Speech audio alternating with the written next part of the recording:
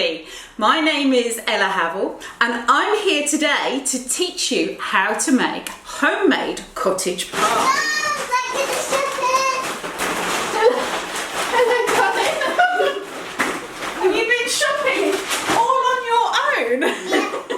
You have, and where did you go shopping? Aldi. You went to Aldi, wow, you've done really well to get this on your own. How much did you spend today? £2.83. £2.83. Well, let's have a look what we've got. Hello, my name's Rebecca. You are Rebecca. Okay, so we're doing cottage pie, but we're having to do it a little bit different, aren't we? Because our dad's on a vegetarian diet. he is on a vegetarian diet. So we're going to teach you how to do the vegetarian version, but we are going to teach you how to alternate that. So we've got some milk. We've got milk. What have we got here?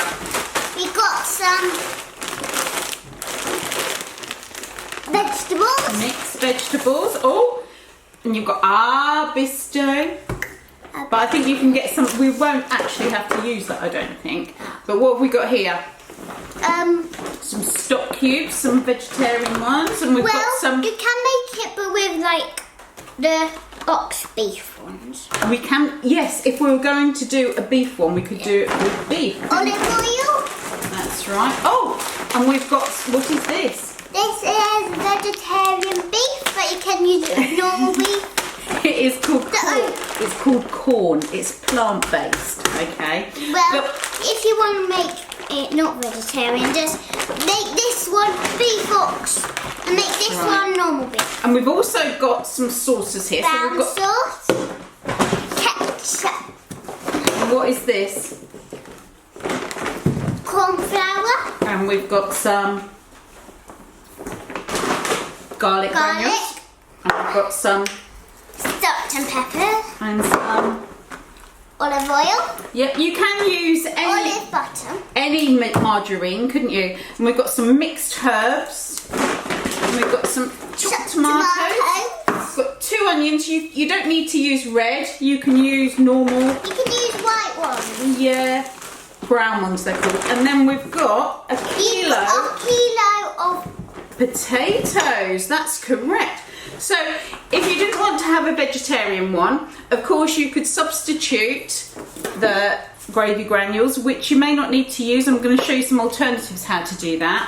You could use beef cubes, and what I do have is what you can get from Aldi, which is absolutely brilliant. It's good to use frozen things because if you don't use all of it, it can go straight back. Well done. It can go straight back into the freezer. And you need this. We do. So you can put this straight back into the freezer. Also, you don't get any mess. You can also, if you buy a whole bag of onions, chop the whole lot up and then put them into little individual bags, put them into the freezer, and then they're there ready for you to use. But we're not going to do that this time. Okay, I'm going to put this back in the freezer, and shall we get on with cooking? Let's get cooking. What we need to do before we do anything, we need to cover all our clothing, because also we cover our clothing not only to protect our clothing but also to not contaminate the food. And go wash my hands. That's right, we have to wash our hands. And remember, because we're in COVID, we have to wash them really, really good. Inside, outside. 3 times. Sing happy birthday 3 times. Okay. Happy birthday to you. Happy birthday. Okay, so what we need to do now is we need to peel and chop our potatoes. So here we go. I can do that, I just need to clip my finger. Thank you, Rebecca. That was really good. I wish we could do that again. Okay, these need to go into a pan of water. We need to cook these for 15 minutes on high. Okay, let's go and do that. While the potatoes are cooking, what we need to do now is to peel, cut and dice these onions. Can you do your magic again? Well done, Rebecca. That's amazing. Okay, Rebecca, we need 1 tablespoon of vegetable oil, or we could use a tablespoonful of the margarine. So if you can put that in there. Yes, thank you very much. So if I can take that from you, thank you. Which one is it? And then if you pour in the mince, so again, this can either be the corn mince, or it could be the free flow mince, or it could be fresh mince. All of that into there, lovely. And then can you put in one teaspoon of garlic granules, please? Very good. And 2 teaspoons of mixed herbs. And can you put in the 2 onions, please? 2? Yes, please. The 2 onions that you've chopped up. Very good. I didn't chop them up. Oh, the magic did. Be very careful, especially when you're using fire. Excellent. Brilliant. Thank you, Rebecca. Then if you can give that a good stir for me. Very good. Be careful not to throw it out of the pan. That's excellent. Give it a good stir. And then what we're going to do, we're going to put in a couple. So do it like this. We just crumble it into there like that. Oh, it feels like, Well. it feels like sand. It does a bit, doesn't it? That's it. Okay. And then we just need to cook that for about 10 minutes. Okay, so while it's cooking, you'll need to be mixing it. But you need half a teaspoon of pepper and a pinch of salt. And now you keep on mixing. Wait. Now you have to keep on mixing while it's cooking. And then we've got some special ingredients to make it all ultra tasty. So we've got some brown sauce. Yeah.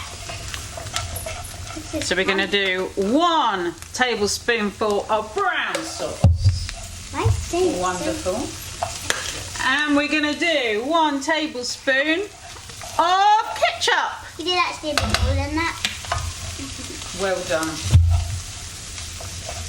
And this will make it a bit really nice. And someone's watching me do this. Listen. Okay, now we're going to add 400 grams of the frozen mixed vegetables. Should I put it in here? That would be fantastic. You can actually, if you wanted to, cut up 2 carrots yourself and a handful of peas. And some Yeah, cauliflower. you can put cauliflower, you can put green beans, anything like that. Just something so that you're getting your 5 a day. Could you just scrape the rest of that into there? That's wonderful, Rebecca. Thank you very much. It's frozen. That is frozen. Another thing you can do is different alternative. You could actually put in a couple of teaspoons of curry powder or some chili, or just to give it a different flavour. This base is also nice. You could have it with shepherd's pie. That's what we're making. No, you. Rebecca, did you know the difference between cottage and shepherd's pie? Yes. What is the difference? Shepherd's pie is made out of shepherds. No. Cottage pie is made out of cottages. No. Cottage pie is made out of beef and shepherd's pie is made out of lamb. So what would this be? Because there's no beef and there's no lamb in it. Would it be a vegetable pie? No.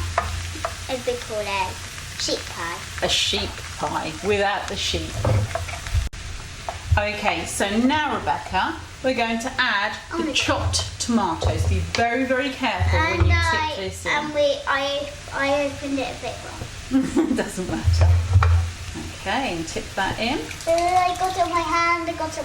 That's okay. If you prefer it not to be so chunky, you can use passata. But we like chopped tomatoes. We do like chopped tomatoes. Or you could have plum tomatoes and chop them up yourself.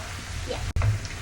So now, what we've done, we have filled up the can of tomatoes just to get the last bit out, and we filled that up with water, and we're just going to tip half of that into the mixture now. And stop. Thank you. That's not.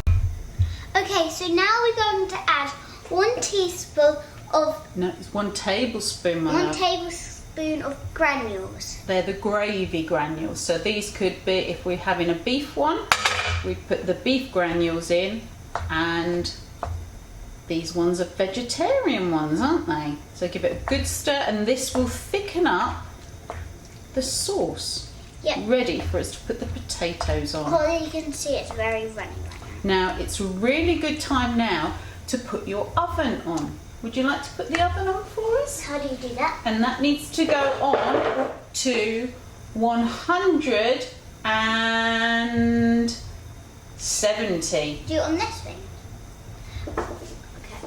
So Turn that knob round to 170. Well done. bit hard. It's a bit hard, isn't it? Now the potatoes are done. Oh, that's brilliant. Well done. Okay, then what we've got to do is we've got to take them off the top there, and we've got to drain them of all the water. Okay, so if you don't have a masher like this, use a fork. And I'm going to start mashing. If you want this a little bit lumpy, you can leave quite a lot of the lumps in. Do you want it lumpy? I think so. It gives it a nice texture. Some people like it really, really smooth, don't they? And then what we need to do is we need to add 1 tablespoon of the margarine. So because Dad is vegetarian, we are going to be using olive spread. Okay, so this is a very... Just 1 tablespoon, that's correct. So scrape that in and then stir it up quite fast with the fork. And that's it. But if you have a masher and you don't have, and you didn't get the fork out, get a fork out. And also, because Daddy is vegetarian, It has olive milk. he also has a dairy intolerance. So what we've got here, we've got some oat milk, but you can use normal milk. So what we need to do is have 4 tablespoons. And I really don't like oat milk because I'm dairy free and I hate oat milk. 2, But I like almond 3, milk. 4. Well done. So give that a really, really good stir now. Can you use a spoon? Get all that mashed in. It's just a bit lumpy enough. Is this lumpy enough, Mummy? Beautiful. Okay, so you can use a little bowl like this, like individual ones, but you could use a big one like this. And you can add cheese, but we are not going to. So you need to get some mincemeat, and then you put it in one, and you don't want to overflow it, but you want it to like fill the bottom layer. Okay, now that's done. And now we add the mash.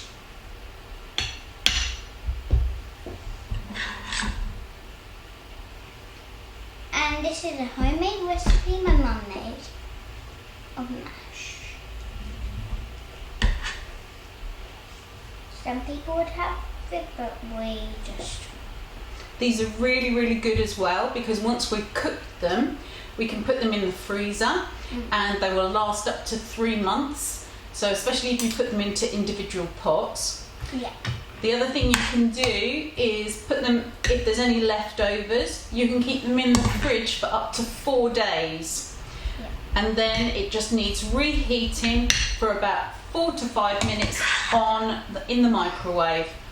And if you have frozen these, they just need to be taken out in the morning of the meal, and just to let them defrost a little bit. And then you just need to put back in the oven for about 20 minutes, and then they should be nice. So what we're going to do now, Rebecca, we're going to put these into the oven. We're going to put them in the oven for about half an hour. And while off screen we made one. That's right, we'll do a couple more in a minute. Okay. So look, we made it. We have. Shall we have a look at this? It's get a nice dollop of this on it. Oh, look at that. Yummy. How beautiful is that? What do you think?